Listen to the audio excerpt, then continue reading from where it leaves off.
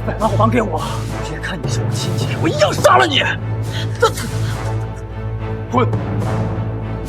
许市长，我会再回来的。In a desperate attempt to get an interview, Evelyn threw herself in front of the billionaire's car in pouring rain. She was a financial news anchor. 朱先生你好，我是财经时闻主持人许石样，我想给您做个专访。 After she fell, he stopped the car, got out with an umbrella, and coldly asked what she wanted. An hour earlier, she'd paid an informant for Ethan's location, and the man had then tried to make a move on her. 许小姐胆子可真是大，肯买港城顶级豪门继承人的行踪。希望你的消息准确，如果数量没有问题的话，请你离开。听说许小姐欠了不少钱，高利贷都要到台里来了。周公子可是万花丛中过，片叶不沾身，不妨考虑考虑我。 Now, soaked in on the ground, she explained who she was and begged for an interview. To her surprise, he agreed to meet her at his villa later that night. 今晚8点，白家道4组。谢谢朱先生愿意给我这个机会。 When she arrived, he was immediately suspicious, thinking she might be a setup sent by a business rival. 我从不接受采访，你凭什么觉得我能为你破例？ Evelyn explained her desperate situation. Her brother Kevin had taken out massive loans in her name, and loan sharks were now threatening her at the TV station. Thinking she wanted something in return, she started to take off her jacket, but he stopped her and called her methods pathetic. 你未免太高看你自己了。您刚才那句话，不就是这个意思吗？难道也接近其他目标，也都是使用这种手段？ He told her that while her story sounded real, his rule about not doing interviews was unbreakable. He called her incompetent for her methods, and she finally snapped, accusing him of being bored and playing with her for fun. Intrigued and wanting to understand the feeling, he made a new offer. He wouldn't do the interview, but he'd set up other high-profile subjects for her. The only condition was that she had to stay by his side. Stunned, she accepted. As she left, a memory from high school flooded her. 同学，忙不操的干嘛呢？我家里人不让我念大学了，那你想干什么？我要抗争，或者逃跑。总之，我会用尽一切办法。我的命运只能掌握在自己手里。 Alex，你负责。 She now realized the man who just humiliated her was also the one who'd saved her years ago. Her thoughts were cut off by a phone call from her brother, frantically telling her the loan sharks were coming to collect, and that this time she would be the one to pay. As soon as Evelyn was alone, her brother Kevin called, demanding she pay his debts and threatening to ruin her if she refused. The next moment, Ethan Grant appeared and told her that if she were his, he'd solve all her problems. 许小姐工作停摆，债务缠身，但若是我身边的人，我就会帮她解决一切。周家是港城顶级豪门，您又是亲近的继承人，我留下来会面临什么？我能帮你解决一切困难，还能帮你拿到你无法想象的资源。莫非你还想让我娶你？我有自知之明，您可以看不起我为师儿，但同样，我也看不起你称呼大姐。 He told her she wouldn't lose by staying with him, but she refused to sell herself and walked away. Just as she was leaving, he stopped her and said he'd secured the interview with her rival target, David Miller. Back at the office, her coworker, Sarah, mocked her, showing a magazine cover that labeled her a scheming social climber. Evelyn shot back that she had the David Miller interview lined up. 船王迪芬现在正在国外拓展邮轮产业，他会来财经时闻谈及细节。这是我做的策划案，请您公布。 Sarah accused her of lying, and they made a bet. If Evelyn got the interview, Sarah would quit, and if she failed, Evelyn would be fired. Their boss agreed and gave her 1 week. Later, outside the building, she was ambushed by her brother's loan sharks. As they were about to drag her away, her brother appeared, threatening to sell her to a brothel if she didn't pay. Suddenly, Ethan Grant's car pulled up and he stepped out. Her brother, seeing a wealthy man, immediately tried to pimp her out, pushing her toward Ethan and promising him a good time. Evelyn pleaded for help, but Ethan reminded her this was the second time she'd asked for a favor and that nothing in the world is free.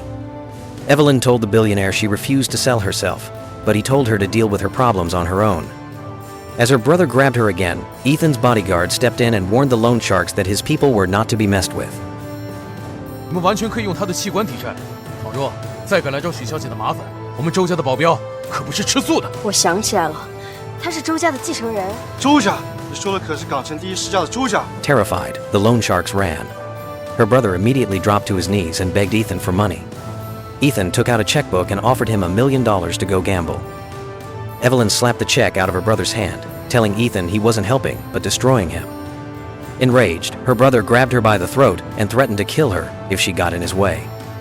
Ethan's bodyguard punched him to the ground and he ran off screaming he'd be back. Ethan explained that her brother would now be able to borrow money based on his connection to her, and the debts would only get bigger. He warned her she would never be free of him. Finally breaking, she asked if he could guarantee her brother would never be able to enter the city again. He said he'd solve all her problems if she agreed to the offer from the night before. Inside his car, she was filled with regret. 10年前开始，你就是我暗夜里的那道光亮，但我从来不敢靠近你，因为渐渐的，那已经不是单纯的感激。但现在，你竟然强迫我成为你的人。She began to cry, but he said he disliked crying women. Frustrated with herself for being pushed into this, he told her she could leave if she wanted. But realizing this might be her only chance to be with him, she leaned in and kissed him. At his villa, he asked if she'd been with anyone else, saying he'd never been with another woman. She admitted she hadn't either. 我从不会撒谎，是这样。